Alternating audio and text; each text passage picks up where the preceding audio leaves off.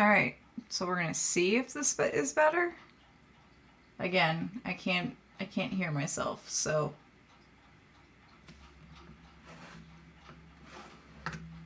I can just kind of see what all the settings are.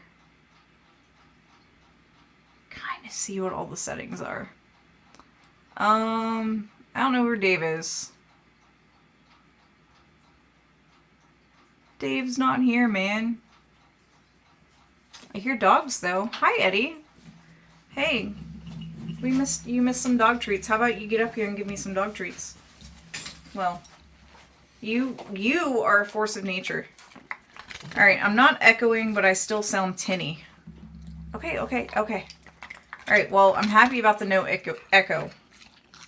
Maybe I don't want a big dumb dog. You're slobbering everywhere. Where's my towel? You are the bestest boy though, Eddie. All dogs are the bestest dogs. All right, you ready, Dave? I am. You are. Maybe I need more food. More food and more coffee.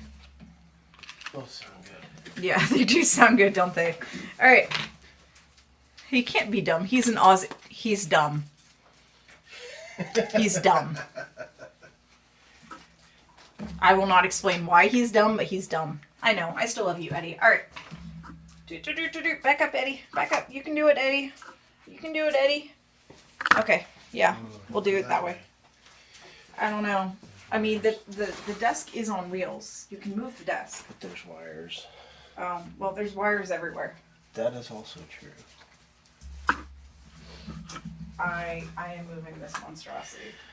All right. Here I am again. They didn't learn the first time. Here I am again in front of you. So you want to talk about the new stuff with Starliner? The new stuff with Starliner. Ooh, that'd be cool. Especially since everybody's like, we want to watch the Starliner. Yeah, so Starliner will be landing in just a few hours, actually. Planetary Pan in the chat gave us the link to the video. We will possibly try and have that up for when it does come in. It's just before 7 o'clock our time, I think that's what we said. Or just, yeah, the coverage starts at 5:45 our time. Yeah, 5:45 our time, which is perfect. Which is 6:45 Eastern, which is 11:45 UTC. Yeah. Annie doesn't know. I don't need to know. Why are you asking me to do math? I'm not asking. Yes, you are. You're asking me if UTC time is correct. That's math. One time zone to rule them all. Anyway, yes, I'm Dave, and I'm back. And this is CosmoQuest, and we're doing our 40-hour hangout-a-thon. Dave's not here, man. And we're asking for generous folks like you to reach into your wallets and give us some spare change, or if it's not spare, then to give us some follows and go over on YouTube and subscribe to our YouTube channel so that we can get YouTube money. And anything that you can do to help us out, to keep us running the coming year. We're hopeful. We've got some grants that are pending. They've been approved. Have they? They have. Oh, approval is always nice. They just need to be processed? Yes.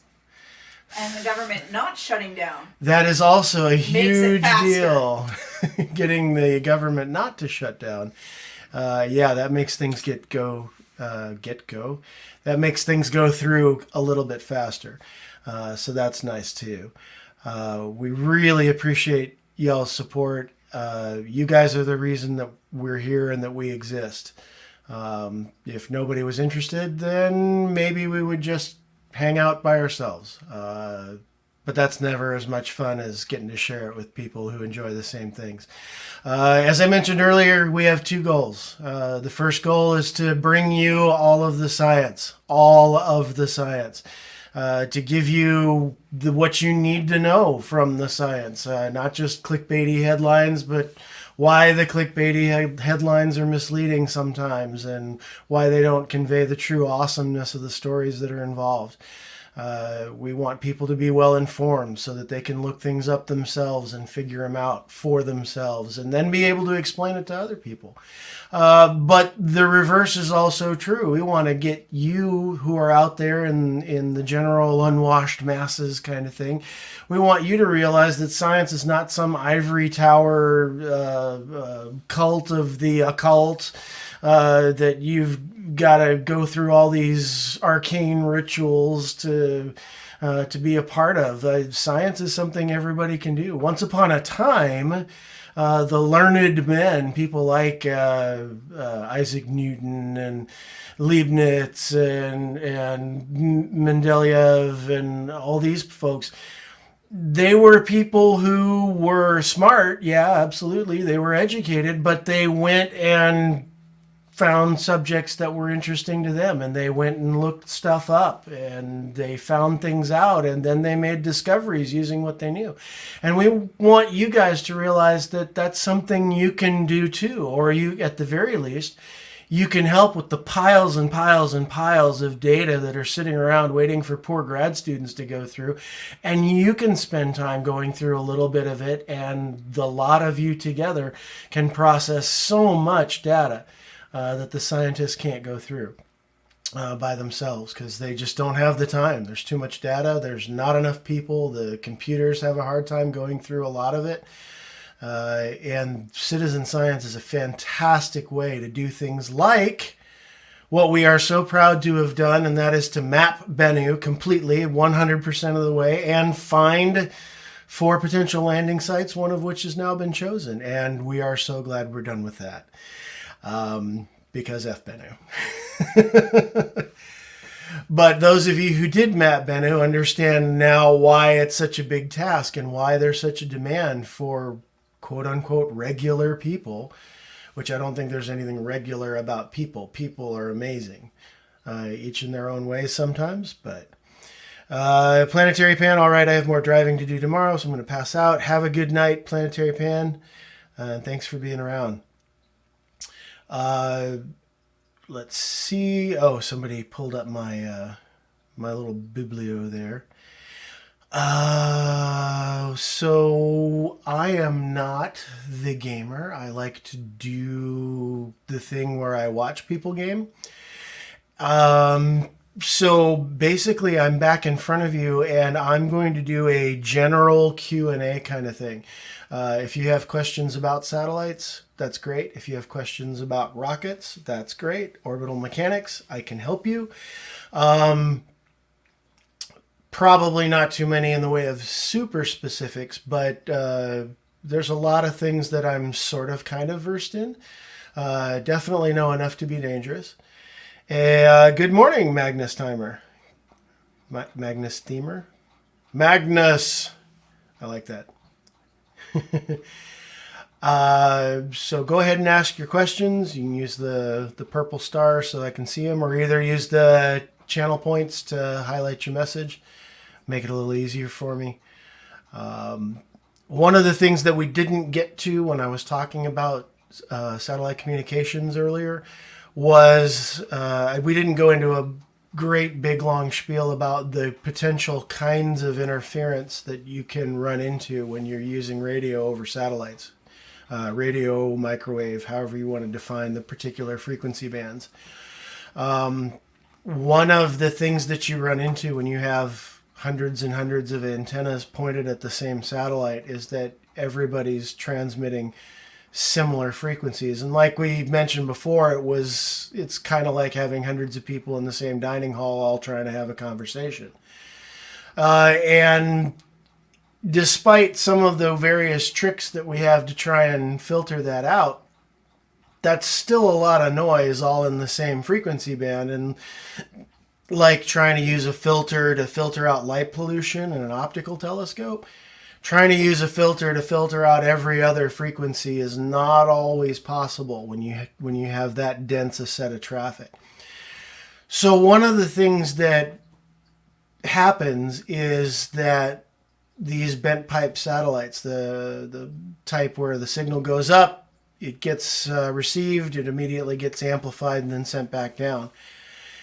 One of the things that happens is that the transmitters on the ground will transmit at one frequency, and then when the satellites retransmit that frequency, they will do so at a different frequency, significantly different. That way, the same signal at the same frequency isn't interfering with itself. In effect, it cuts the interference of all of those different terminals in half, because all of the receive frequencies are it's different for each frequency band, but they're usually significantly different. For instance, in C-band, you might have a transmission frequency around 6 gigahertz, 6,000 megahertz. But your receive frequency might be 3775 instead of 6,000. And that's obviously very different. So it keeps the two from interfering with one another. Another thing that we can do is we can have people use one particular frequency on one polarity and then have somebody else use the same frequency on a different polarity. Now, what do I mean by polarity? You've had polarized sunglasses, I think many of you. You know of polarized light filters that you can put on cameras and telescopes and things like that. Basically, when photons are transmitted, they are transmitted with a particular polarity. And what that means is they vibrate in a particular direction.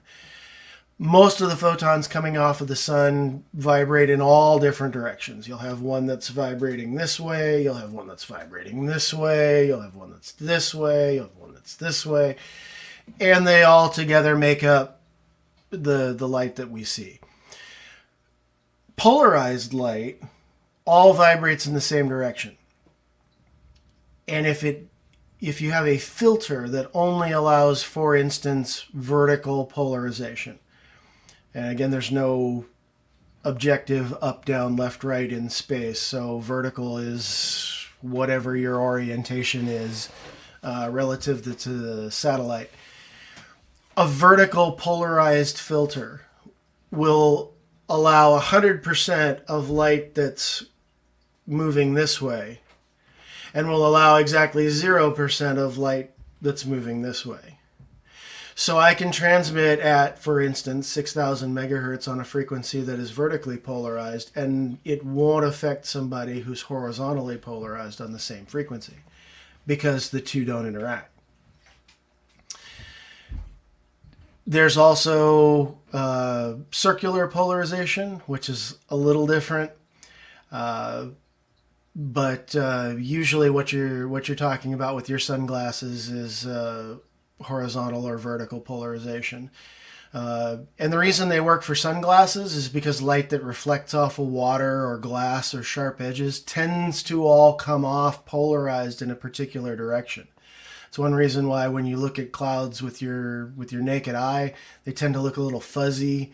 But then when you put on your polarized sunglasses, suddenly you can see all the sharp details on the cloud edges and things like that. Either everybody's gone to sleep or my computer's frozen. There's nobody talking. Can't be that interesting, can it?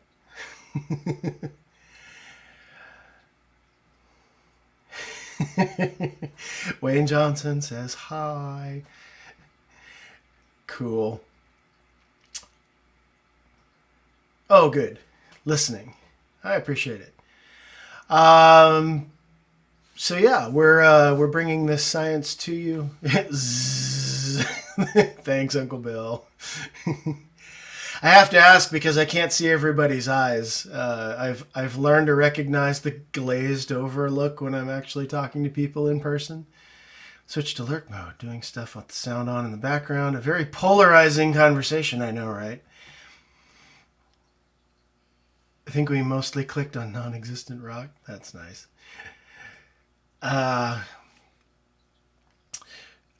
So yeah, these are some of the tricks that we use to not interfere with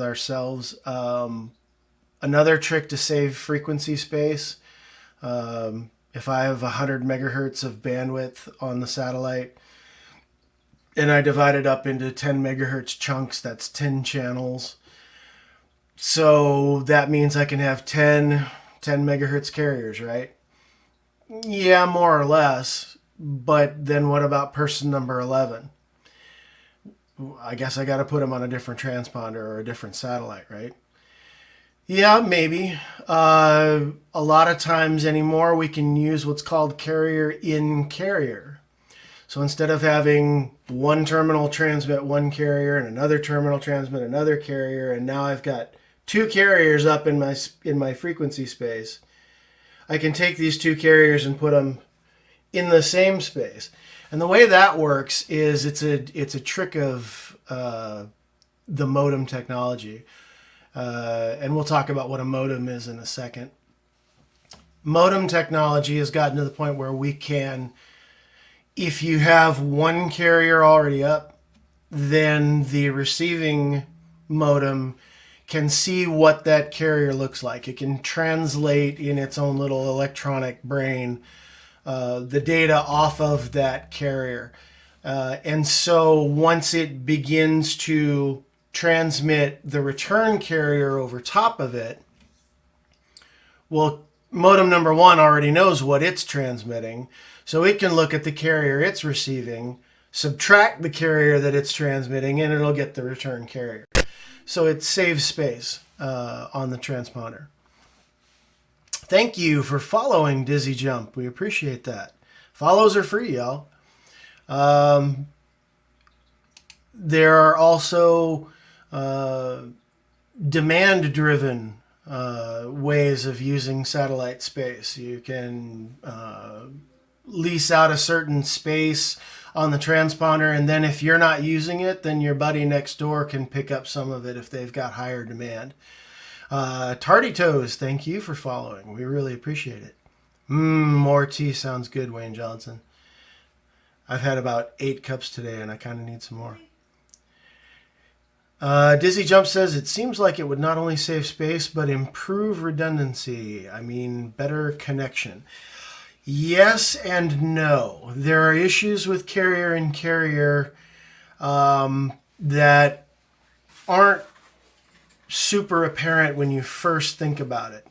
One of the advantages to having a transmit carrier and a receive carrier that you can see separately on your spectrum analyzer is that you can tell when one side is transmitting and one side isn't. So if there's an equipment problem on one side and you look at the spectrum analyzer, oh, the carrier's down, I better call them up and see what's going on. If they're both supposed to be operating in the same space and you see a carrier, there's no guarantee that they're both actually operating. And if they are, there's no guarantee that they're using the right settings. And so it's a little bit more difficult to troubleshoot easily. Obviously, there's ways to do it or people wouldn't use it. One of the other things about it is trying to power balance. There's only a certain amount of power available on satellite transponders. It's just a fact of life. Batteries are only so big, solar panels are only so big, amplifiers are only so powerful. And the way those usually work is they amplify signals based on the power of the signal that they receive. So if they receive a little bit of power at a particular frequency, then they will retransmit that frequency with a little bit more power. If they get a lot of power at a particular frequency, they will transmit a lot of power at the retransmitted frequency. And so if I have a series of carriers on the transponder and one of them decides to go, whoa, and turn the volume up to 11, a lot of times the transponder will respond by taking everybody else and flattening them out. And so you want to power balance your transponder, and that usually means a bunch of operators don't get the power that they want, and the controllers have to fight with the operators and so on and so forth. But I've been on both sides of the conversation, so I totally get the issues that both sides have. But one of the problems with a carrier and carrier setup is you might see that combined carrier at a certain level, and you might know that's really too high. It's about 3 dB too high, and so we got a lower power. But which carrier's power is too high? Is it both of them? Is it just one of them? You don't know without turning them off, and that wrecks links because obviously you need both sides to be transmitting to have a link. So as I say, there's challenges for carrier and carrier that you don't get under other circumstances. But at the same time, again, it does free up space. And it's definitely useful for getting more people up on the satellite at one time.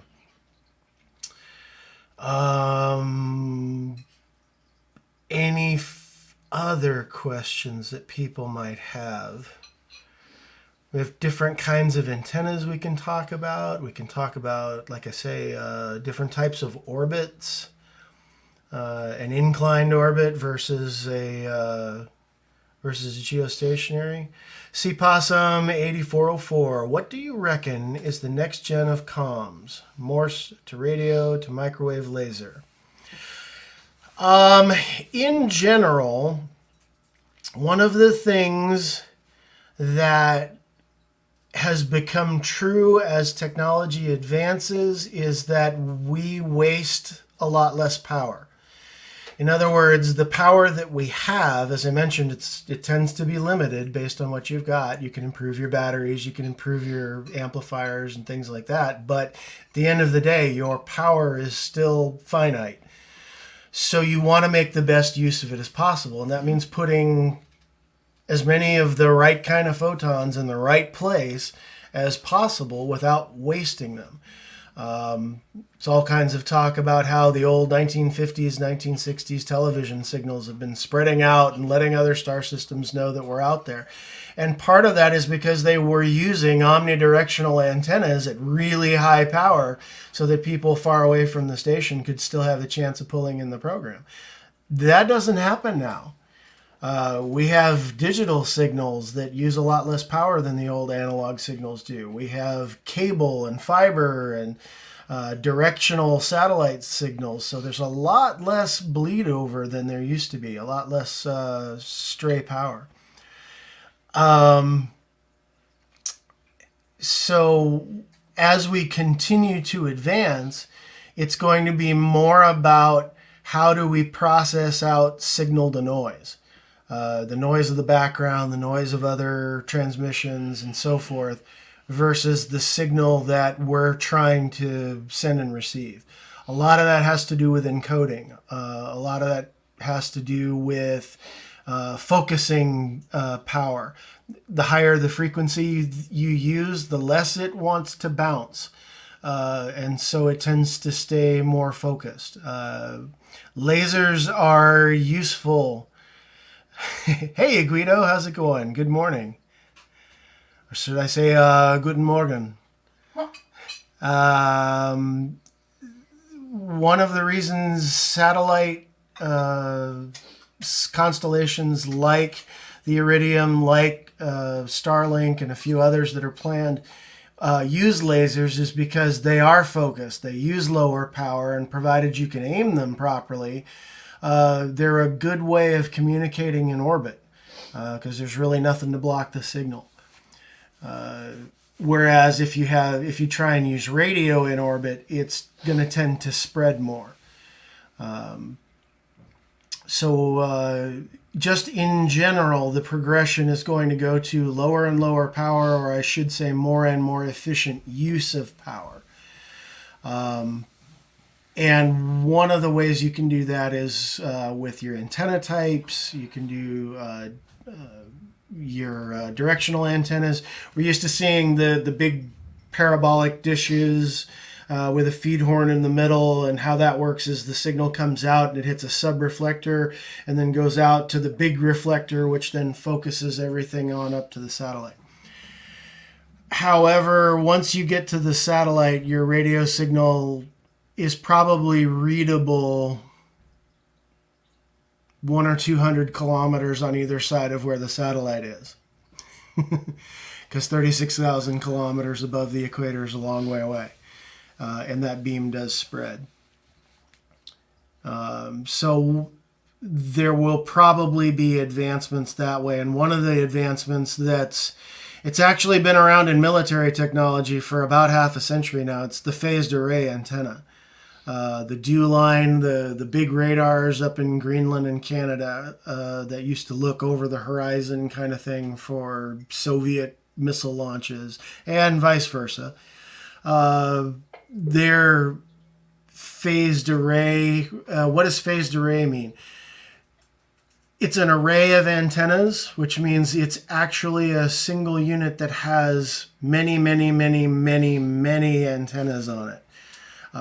And all of them emit just a little bit of power each. But what you do is you use software to get each of those emissions to line up in a particular direction. So we know that we can do things like with a laser. If you get all of the wavelengths of light to match up, same frequency, same time, troughs and peaks lined up, then we can get a more powerful signal, a more coherent signal with less power put out. The same thing happens with a phased array radar. I've got one that emits this way, I've got one that emits this way, I've got one that emits that way.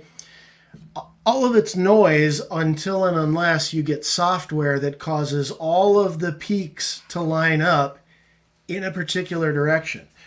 The advantage there is you can use a lot less power than even a directional antenna will allow you, because physics causes all of the peaks to line up in the direction you're going. And also, it means you don't actually have to have any moving parts. With a directional antenna, you have to swing the dish using motors.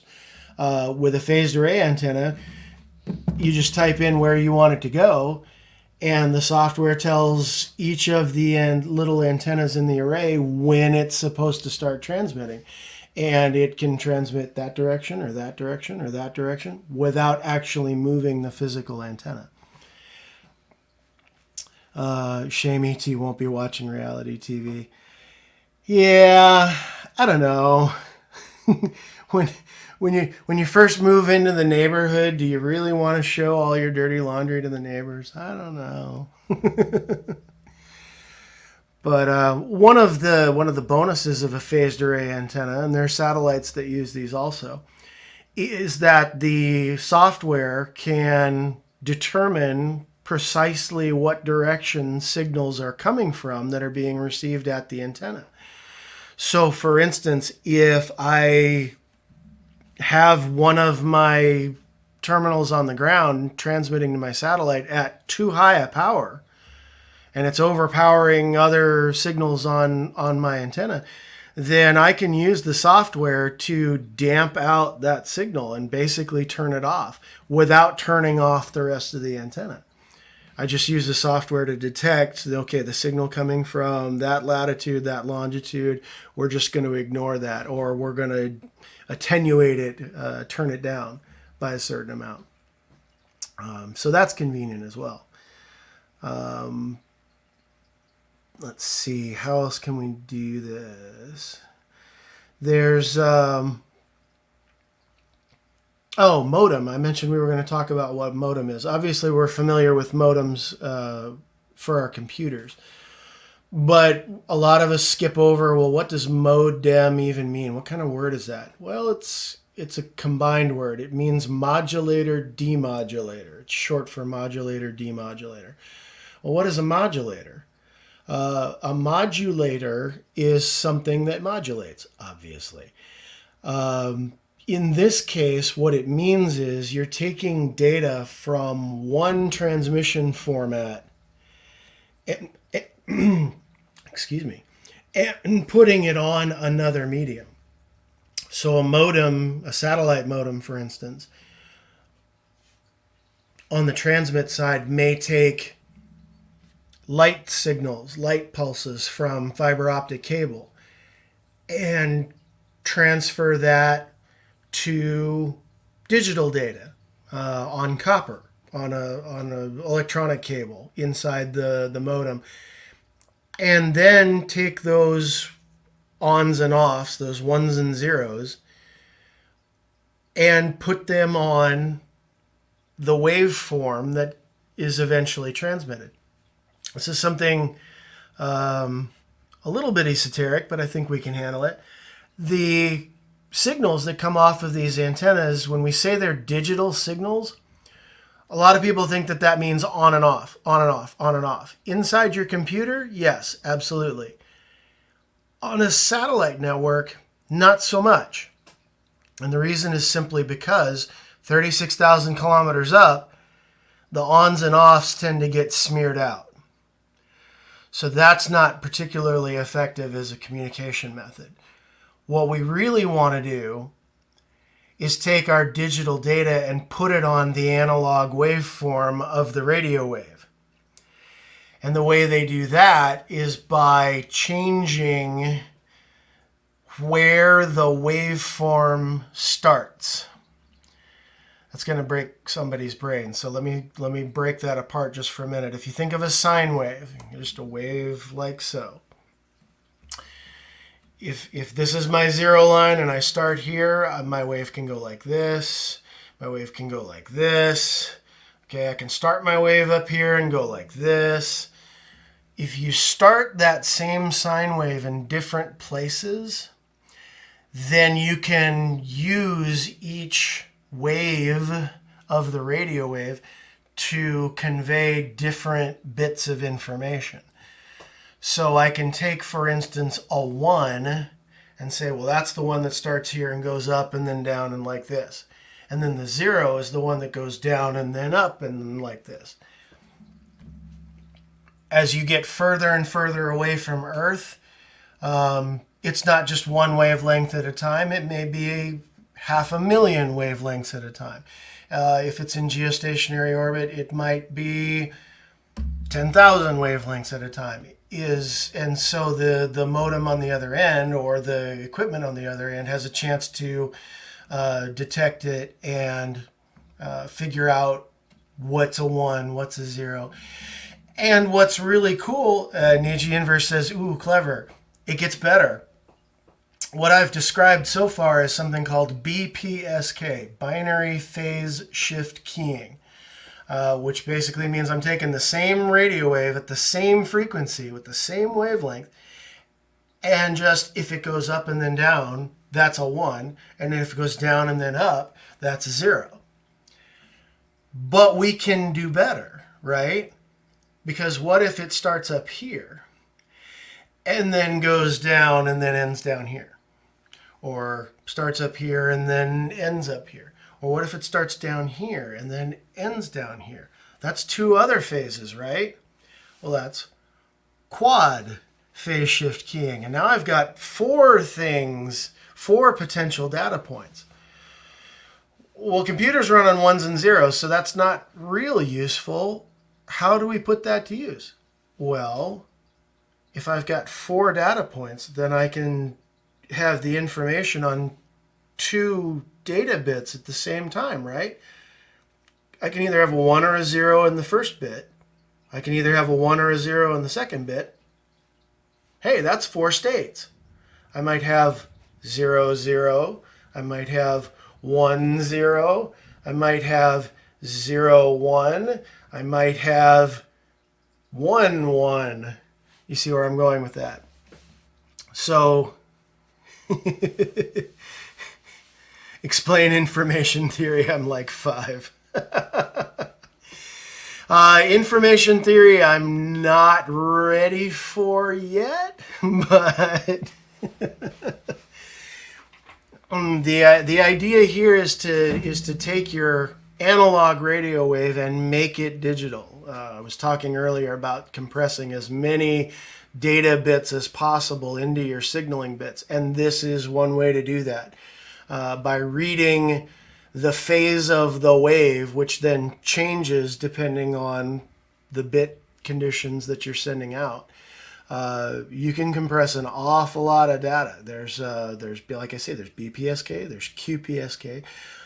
Offset quad phase shift keying is just, instead of having that sine wave circle 0, 180, 90, and 270 and just turning it 45 degrees, it's basically the same thing.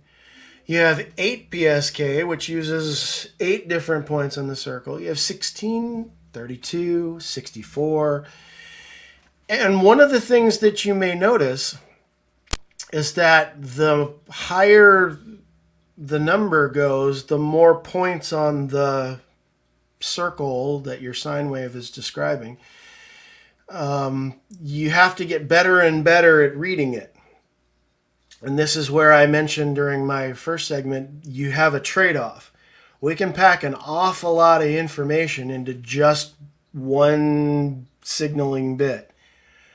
The trouble is that signaling bit has got to be very powerful, and your listening equipment has to be really good, because if it's not, then it's real easy to misread that signal bit. And so you end up losing the data that's in it. And the more data you pack into a single signal bit, easy for me to say, the more information you lose if you happen to get a burst of static, a cosmic ray event, I mean, any kind of thing that just bleeps it out, and you've, instead of losing a letter, you've lost a paragraph. And so the trade-off is you use less bandwidth with the higher modulation rates, but you need more power.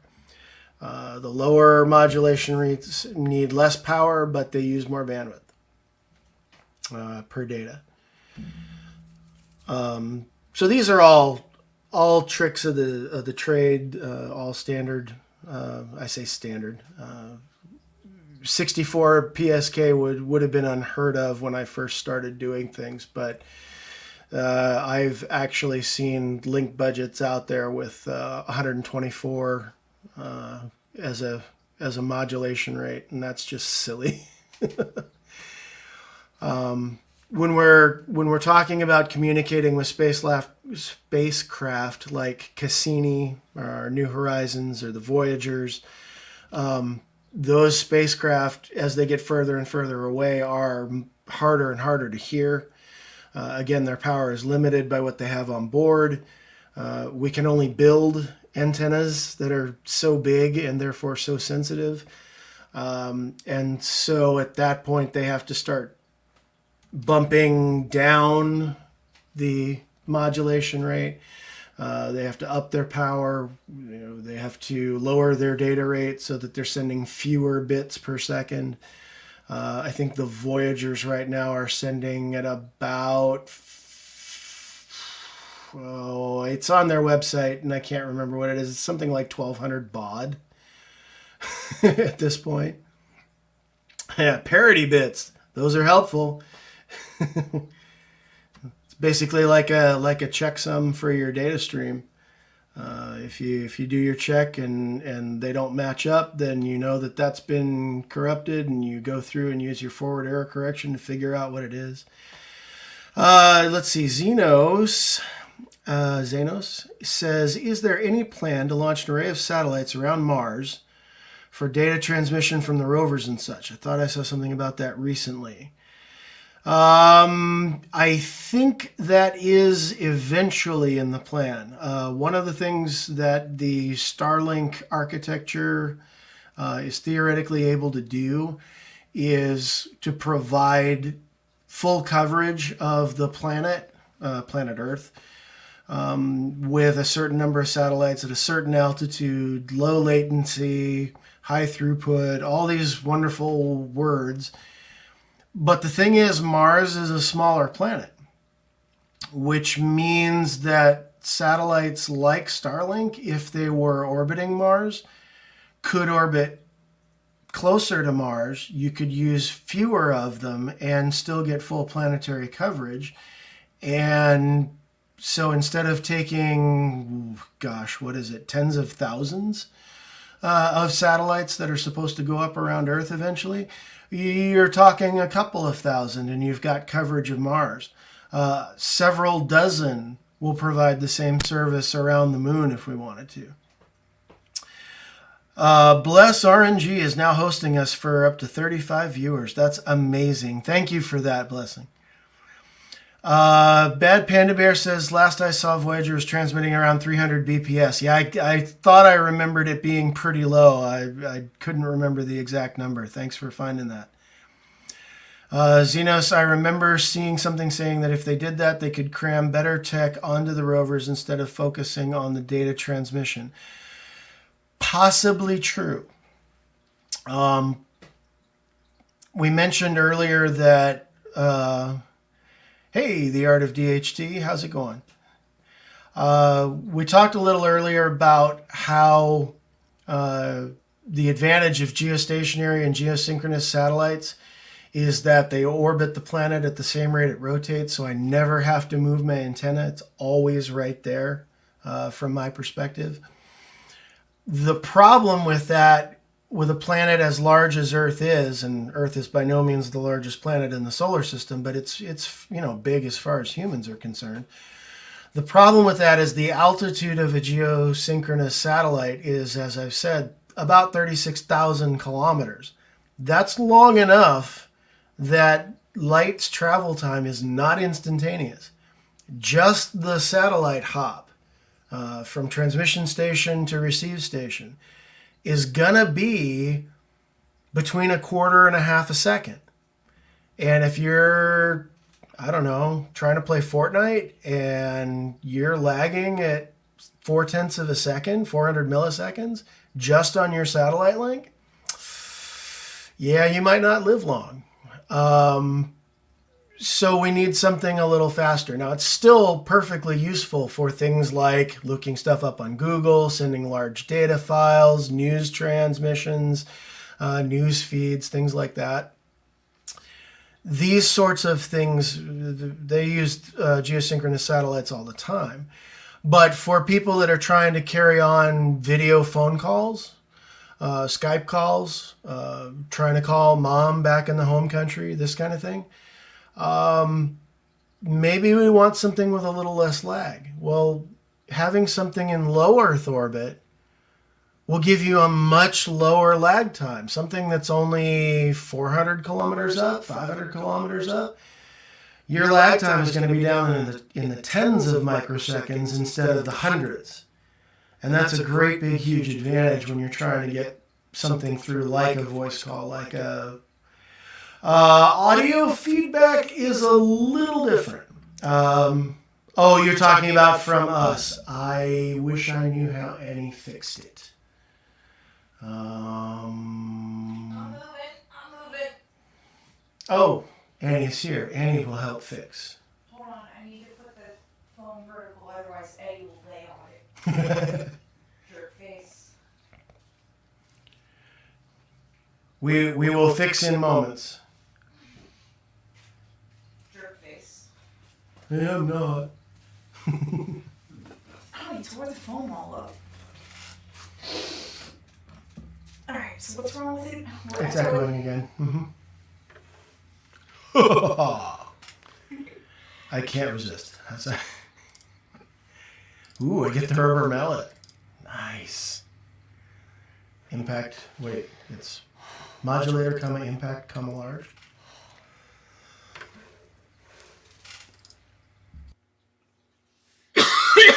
Excuse me.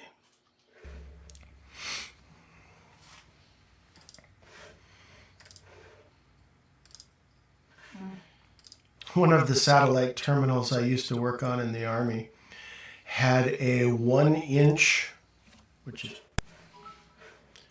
ratchet wrench, so that you could take the supports on the trailer all the way down to the pads that you would put under them onto the ground, so that it would be sitting on the ground instead of on the wheels of the trailer. But we used that thing for a lot of other purposes.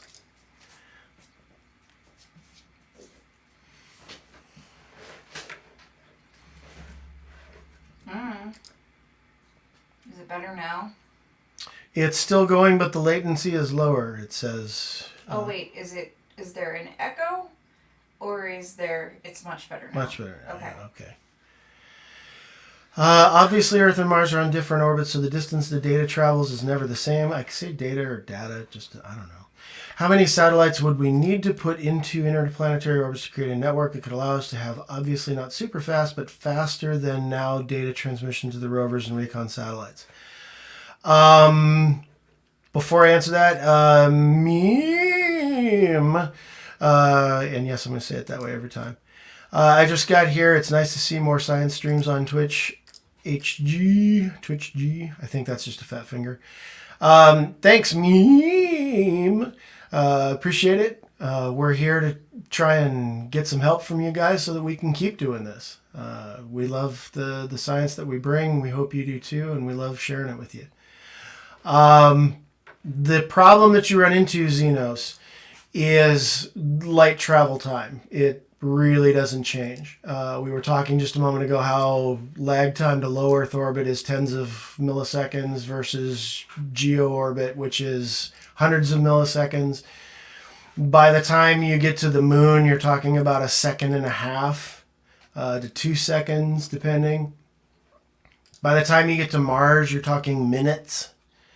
And it really doesn't matter how many satellites you have between here and there. It's just the sheer distance that's involved. When you consider light from the sun takes 8.5 minutes or 8 minutes to get to the Earth, yeah, if Mars happens to be on the other side of the sun from us, then yeah, it's going to take 20-something minutes to get there. It really doesn't matter how many satellites we have to do that. There will be no such thing as real-time communications based on our current technology, at least based on the physics that we know. It's just one of those things having to do with that speed of light law limit, whatever you want to call it. Now that said, the rovers themselves would certainly benefit from having a more cohesive and comprehensive network. Huh? All of my random clicking. Oh. Anyone who plays FPS games can really feel the difference between a 30-minute... Yeah, absolutely. Echo back again just now. I know. What about using quantum entanglement? As best we can understand, quantum entanglement does not allow you to violate speed of light. And the reason for that is simply because if we have those two particles, it's true that no matter how far apart I separate them, if I know the state of one, then I can know the state of the other. The problem is I can't communicate that knowledge from where I am to where the other particle is faster than light. So the person on the other end might have this particle, they don't know what it is. The minute they measure it, they'll be like, oh, it's going to be this over here. But the fact of the matter is, even if I've already measured this particle, their measuring of the particle doesn't change it. Or at worst, my measuring of the particle de-entangles them. And so they're not reliant on each other anymore. Is it better? Rock Stadium Echo, actually a nice touch, says Guido. Well, nobody's complaining, so I'm assuming it's better. Mm-hmm. Shared State is the real killer app of QE.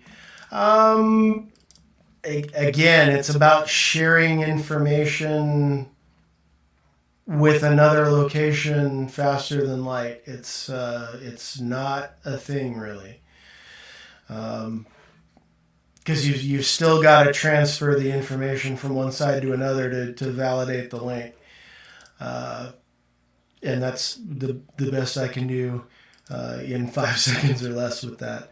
The Kingsguard, hope all is well. Welcome to the stream. Thanks for being here. Still an echo, but it's more bearable. I'm sorry. I'm trying to install stuff.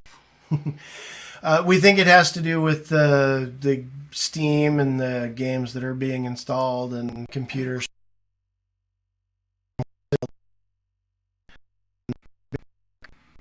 And now it's gone. Really? Just like that? It's gone? Apparently.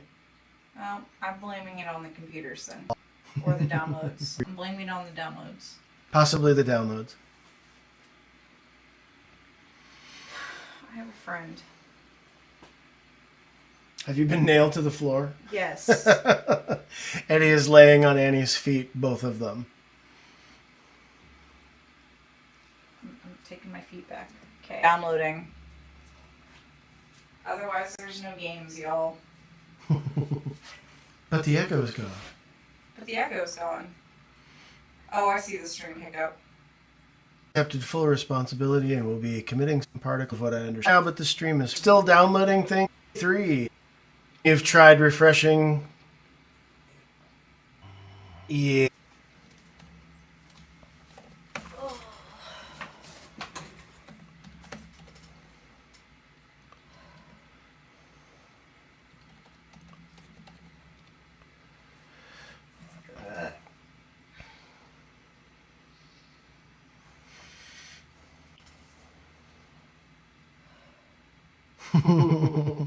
Nice one, C Possum.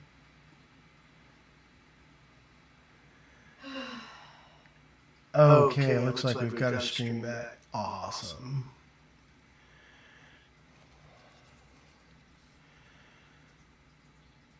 Oh, I see. That's Portal. Oh crap, I didn't realize Portal was that big. Never mind.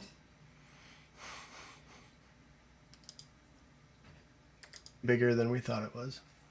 I thought it was just golf should be faster. It's all Portal 2's fault. Portal 2 is like 7 gigabytes. Everything else was less. So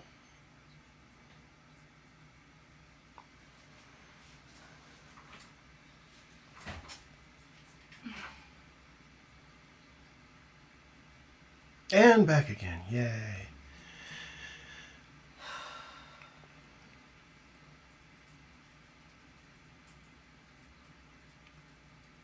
Understanding and using quantum mechanics to our benefit as a technology tool is still an infant technology. We haven't even skimmed what we can do yet. Also true, there have been some pretty nifty advances recently in things like quantum computing, which allow you to it allows you to keep track of multiple states simultaneously. Is the bottom line there. It means you can communicate without having any sort of interception going on, any kind of modification in the middle. The problem with having a quantum computing network is that you need a network stable enough to run quantum computing. You need something that'll be able to preserve all of those states without interruption. And it's still a work in progress, obviously.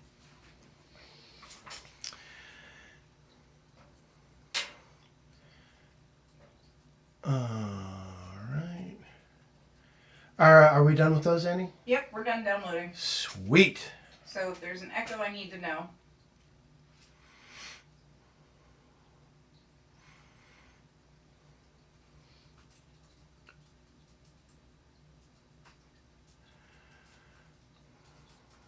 Which means you need to talk.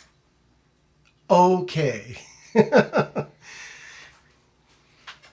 So now I'm talking. In case you just joined us or have not heard for the 83rd time, this is the CosmoQuest 40-hour Hangout-a-thon. We're here to put science into your brains and hopefully get some bits or some donations or some tips back in return. Essentially, we're singing for next year's supper, trying to make sure that we can continue being your conduit to the science and the science's conduit to you. Apparently, we're good now. Awesome. Okay. Thanks. We can blame it on the bandwidth. So when it happens during the day, we know who to blame. Not me. I'll be asleep. You ready to switch? I guess, just about ready. Yeah. Haven't got any questions. Audio, video, desync.